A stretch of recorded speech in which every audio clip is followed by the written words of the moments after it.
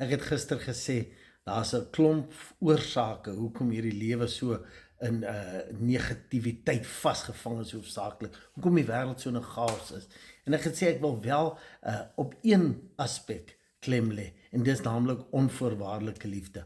En ek glo omdat die lyne so vaag is vir die mens om wat onvoorwaardelike liefde regtig is en omdat dit so maklik gepraat word maar daar's geen rolmodelle daarvan nie wat regtig onvoorwaardelike liefde is. En ek dink een van die grootste aspekte wat die mens verwar is die feit dat daar so maklik gepraat word van ons het 'n onvoorwaardelike God, maar net in die volgende asem sê dit ja maar hy is die een wat die negatiewe toelaat. Hy is die een wat dit met 'n doel oor jou lewe bring. So dit verwar die mense oor onvoorwaardelike liefde. En ek wil vandag vir julle sê, ek glo God is net onvoorwaardelike liefde.